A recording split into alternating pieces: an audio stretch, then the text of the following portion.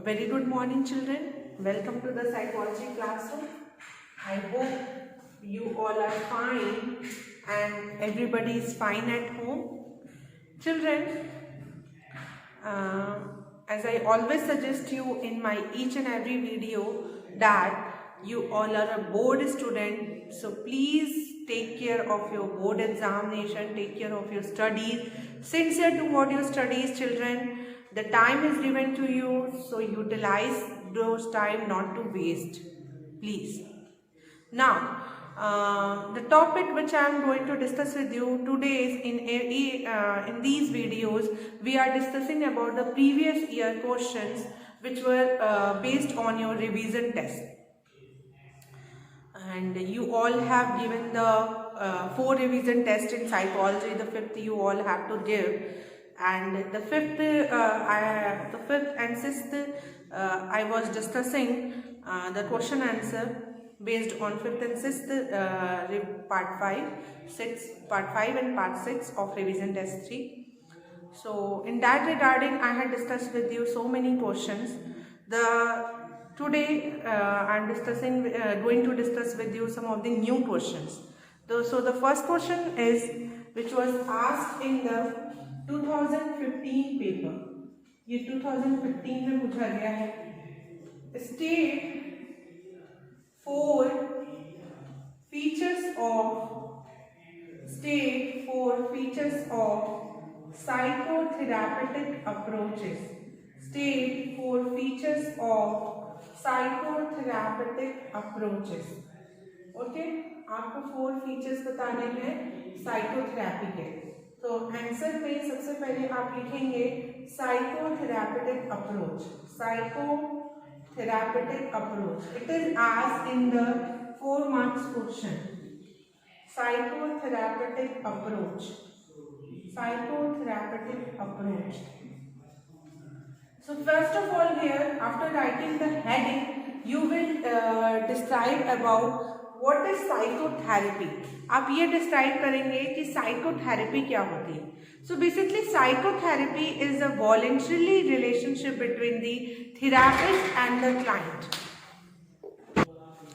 And there is a word therapeutic contract. Therapeutic contract means होता है special relationship between the therapist and the client, which is based on contractual nature, which is based on limited duration.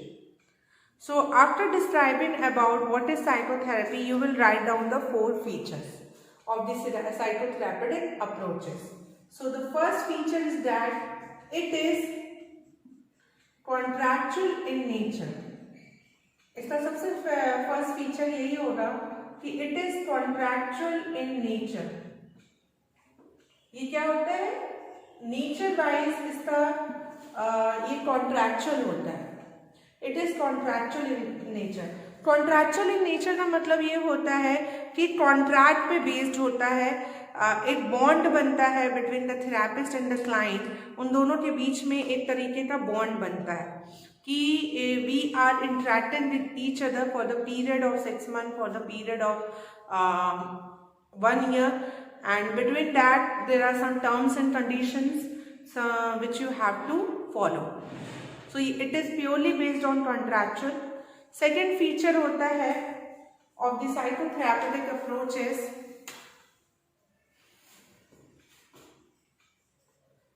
it has limited duration. It has limited. कोई भी therapy जो भी चलती है उसका duration limited होता है. ये नहीं कि पूरे लॉन्ग टाइम तक थेरेपी चल रही है, ऐसा नहीं है. पूरे साल 2 साल मीन्स लॉन्ग लाइफ, पूरी जिंदगी they are giving the therapy. It's not like that. So it is contractual in nature and it has limited duration. Third point, empathy and unconditional positive regard is must in case of therapist. Unconditional positive regard. ये 2 चीज बहुत he must है in on the part of the therapist.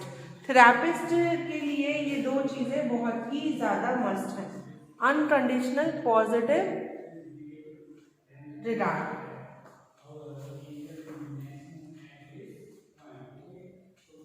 So empathy and unconditional positive regard is must on the part of the therapist. A therapist should have an empathetic attitude toward the client. Client means everyone would be sympathetic attitude. सभी का client के toward, जिसको भी client कौन है? The person who is suffering from psychological problem. Okay तो उनके toward sympathy तो सभी करते हैं, बट थेरापिस्ट या साइकोलॉजिस्ट का रोल होता है कि दे शुड बी एम्पैथेटिक होना चाहिए, यानी उनकी they should understand what the client is feeling. ठीक है, क्लाइंट कैसा फील कर रहा है ये उनको समझना चाहिए. And then have an unconditional positive regard. Unconditional positive regard का क्या मतलब है? ऐसा पॉजिटिव रिगार्ड देना, ऐसा पॉजिटिव अप्रोच रखना जो कि अनकंडीशनल हो. अनकंडीशनल मीन्स बिना किसी शर्तों पे हो, विदाउट एनी कंडीशन. अगर if the therapist is having the positive regard toward the client, so that is an unconditional positive regard. Okay, so I hope these things were clear to you. So three features we have discussed. Now I am going to write it down, the fourth feature. Before rubbing, I want from you to write it down. So I just hope you all have written it. So let's write down the fourth approach, because here it is are the four features. So three features we have done, and the fourth feature is fourth feature psychotherapy का ये होता है motivating the client, motivating and de-emphasizing, यानी ज़्यादा importance नहीं देना. Motivating and de-emphasizing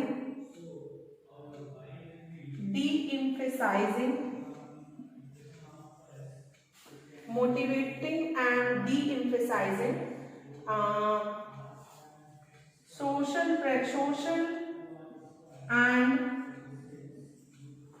motivating and de-emphasizing social and emotional pressure. जो भी सोशल और इमोशनल प्रेशर क्लाइंट के ऊपर है उसको डी एम्फेसाइज करना. ठीक है, और मोटिवेटिंग इज नॉट, मोटिवेट नहीं करेंगे. You can write down here the word is discouraging and de-emphasizing emotional and social pressure. Discouraging and de-emphasizing emotional and social pressure. It can also be the feature of psychotherapeutic approach. So the four features have done. I hope you will answer this particular question. Now moving toward to the second question. Let us study about the second. So after this question, which was asked in the 2015 paper, I am going to write down the second question, which is again asked in the 2015 paper, and it is asked in the 3 marks question. 3 marks में आया है. The question is explain the humanistic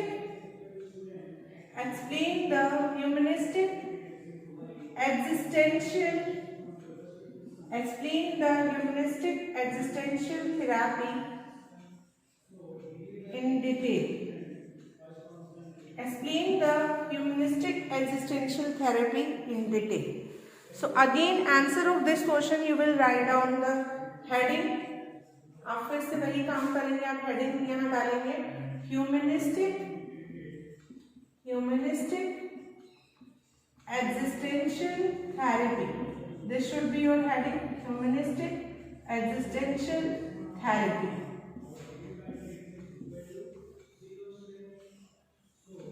ठीक है, ये answer है humanistic existential therapy. Now ये heading रहेगा आपका. अब आप इसमें समझाएंगे, एक्सप्लेन करेंगे.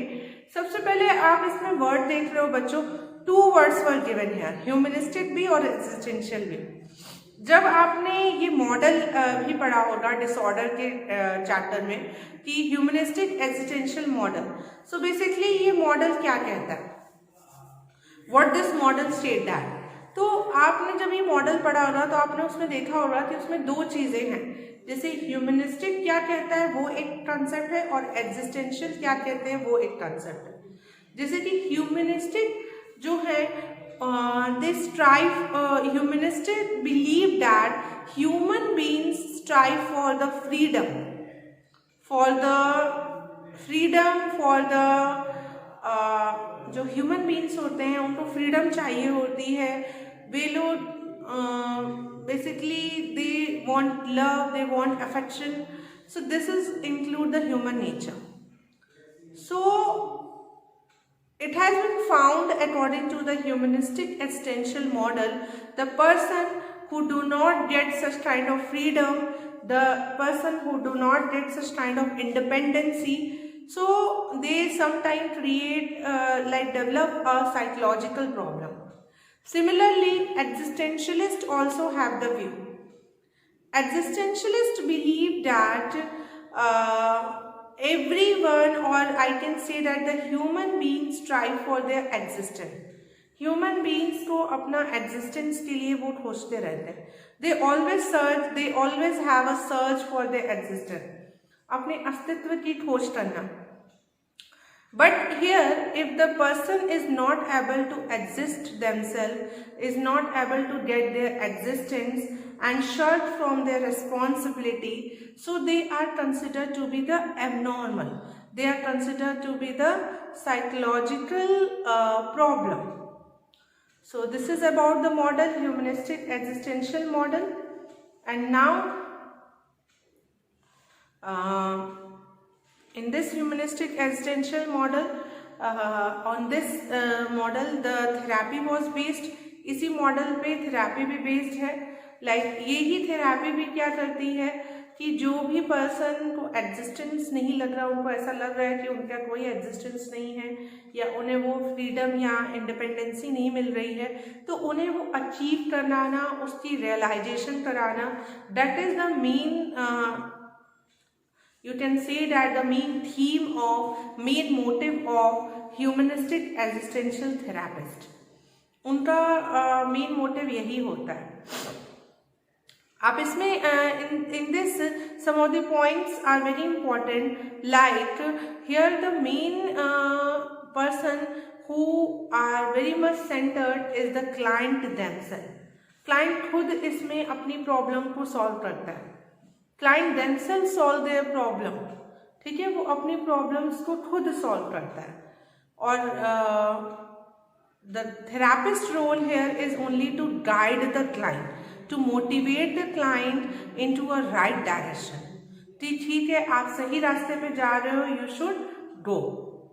So this is the therapy which work toward the encouragement, motivation and making the client to realize about their existence.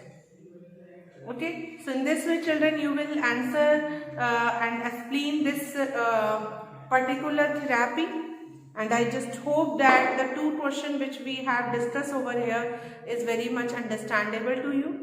First one is the explain the process of psychotherapeutic approaches, and second is humanistic existential therapy. आगे बढ़ते हैं, कुछ और questions को हम लोग discuss करेंगे इस वीडियो में। So let's discuss this one. So now we will discuss about the third question. This is a third question which was asked in the discuss the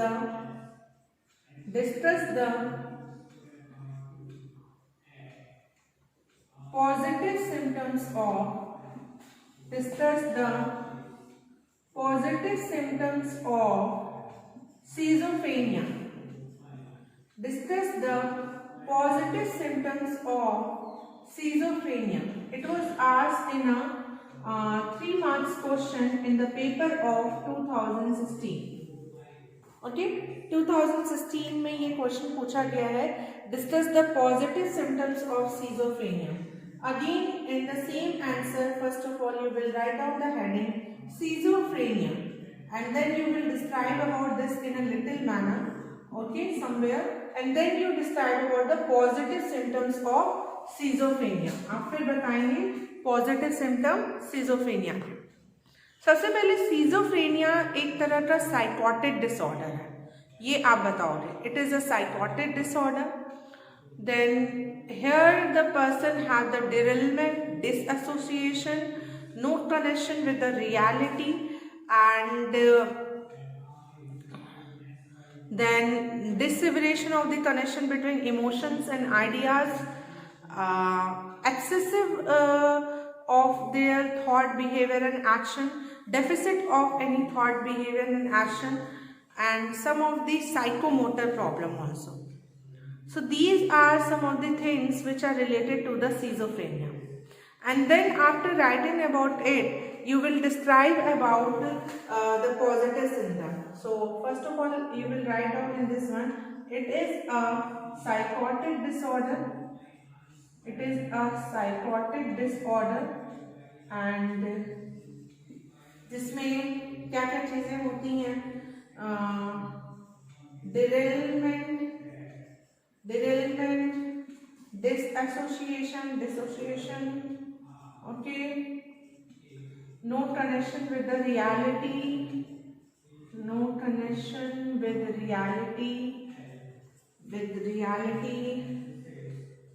okay,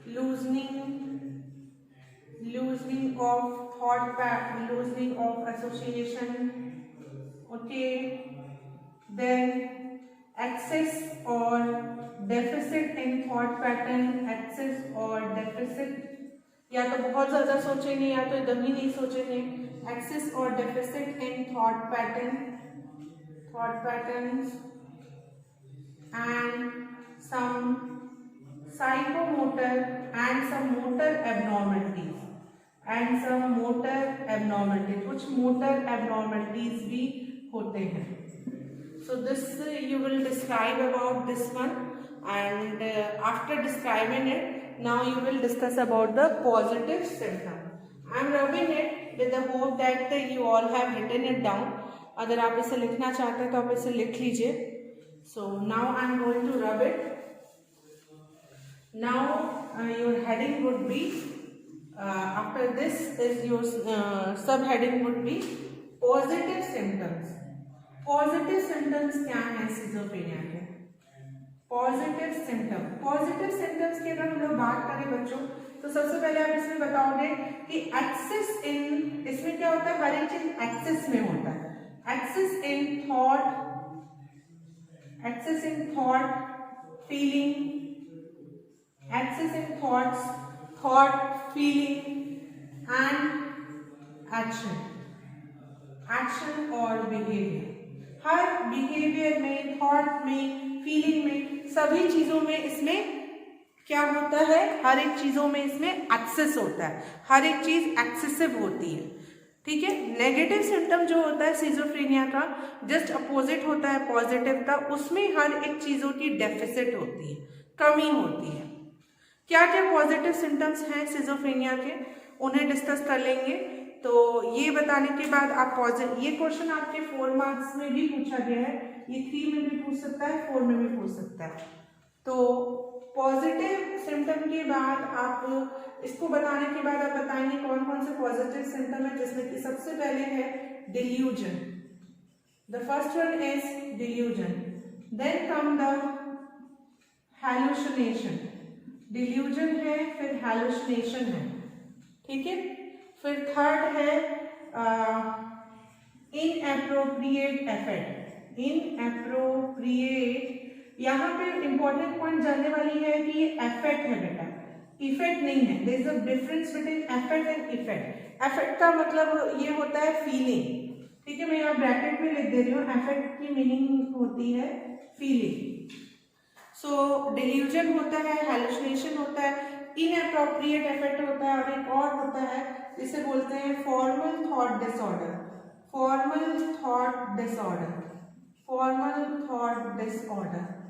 ठीक है, फॉर्मल थॉट डिसऑर्डर. तो ये 4 होते हैं. If you want to write it down so you can write it down also. ये 4 है: delusion, hallucination, inappropriate effect and formal thought disorder.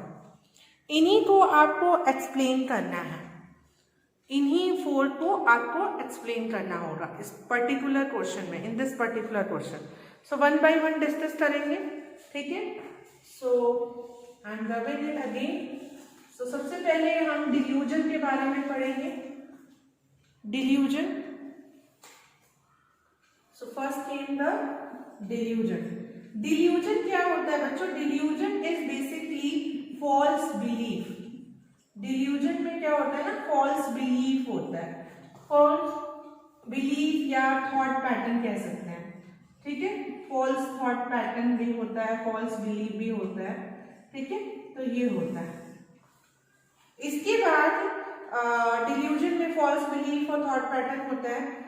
Delusion के कई सारे टाइप्स होते हैं, ये आपको जानना जरूरी है। फर्स्ट है परसिक्यूशन, डिल्यूजन ऑफ परसिक्यूशन बोलते हैं। देन है delusion of grandeur, and then है डिल्यूजन ऑफ रेफरेंस, और फिर है delusion of control.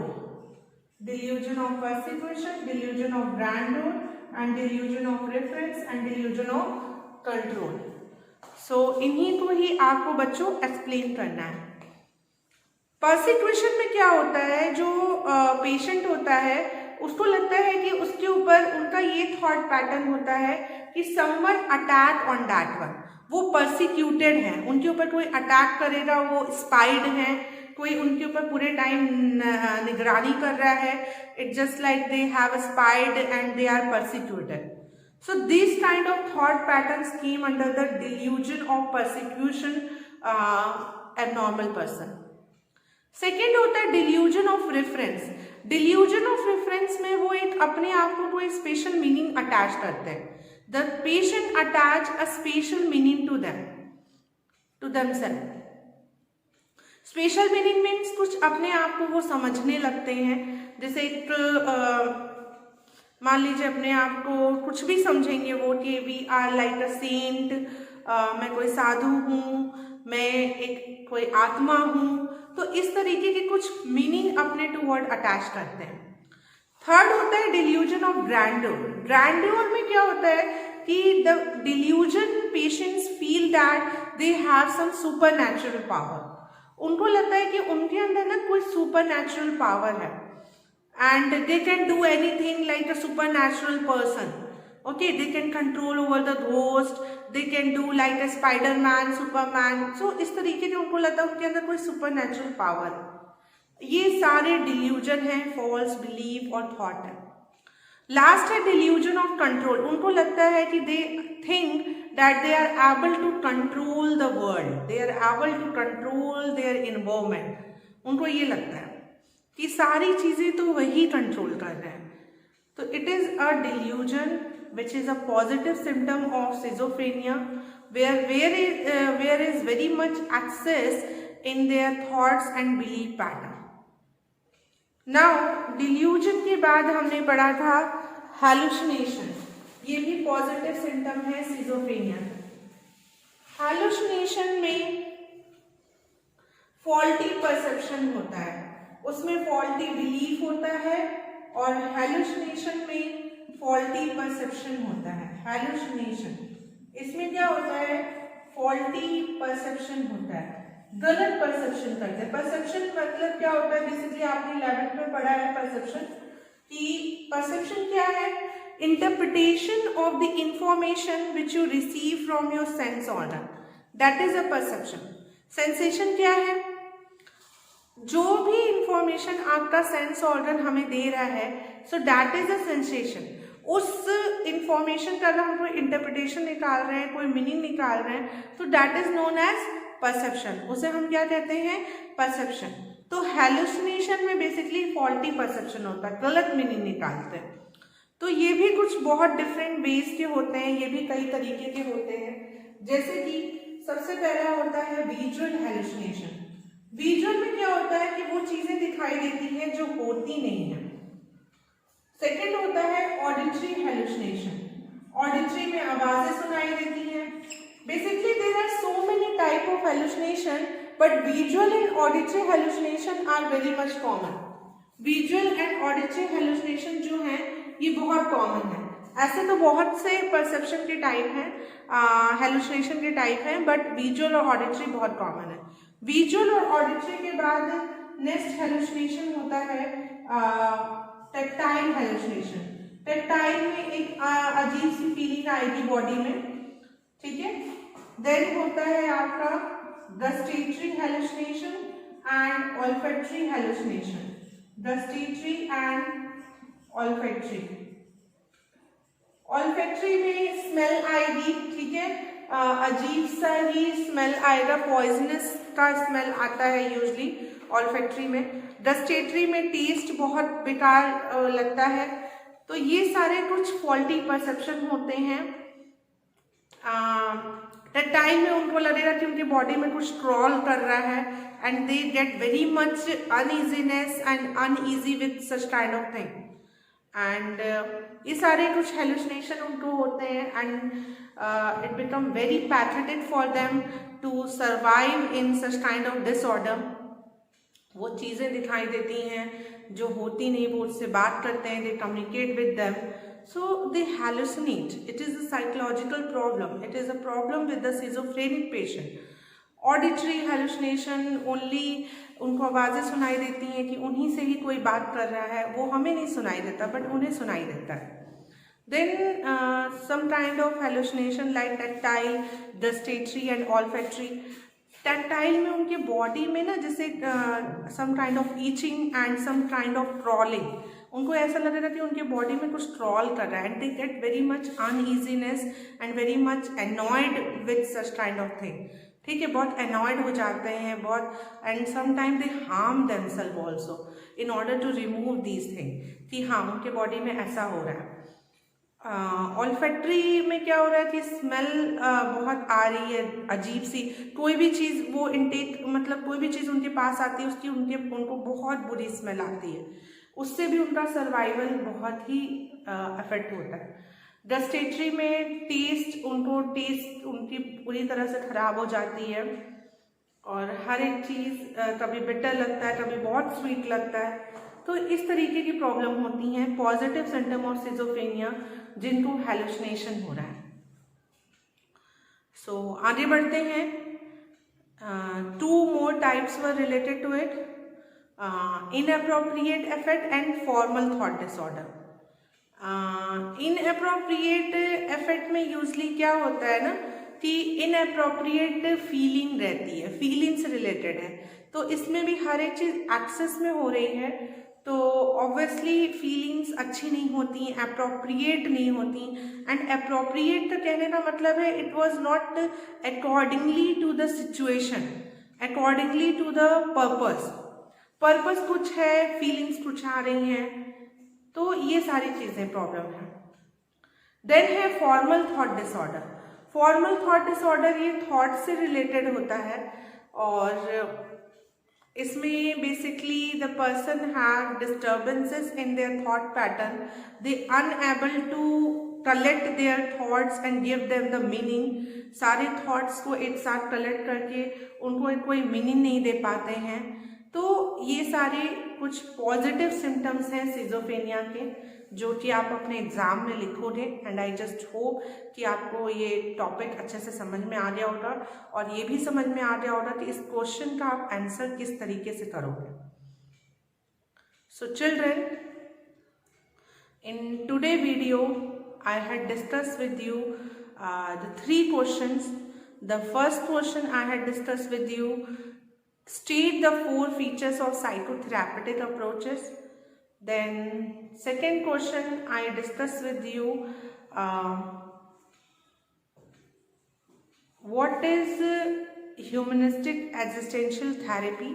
Humanistic existential therapy क्या है, वो क्या करता है, ये हमने डिस्कस किया and with the humanistic existential model also. And the third question we had discussed is about the schizophrenia. What is schizophrenia? What are the positive symptoms of schizophrenia? ऐसे schizophrenia के कुछ पॉजिटिव सिम्टम भी होते हैं, negative भी होते हैं और साइकोमोटर भी होते हैं, बट इस क्वेश्चन में सिर्फ पॉजिटिव पूछा है तो आपको पॉजिटिव ही डिस्कस करने हैं, सारी चीज़ें आपको नहीं लिखनी है, ये इम्पॉर्टेंट पॉइंट है आपको जानने के लिए, ठीक है, ऐसा ना हो कि आप सभी चीज़ें लिख दो. So I just hope children you understand the things. Still, if you find any doubt, you will ask in the classroom. Thank you so much for carefully listening, and please do practice it, children. Please practice करिए. Okay.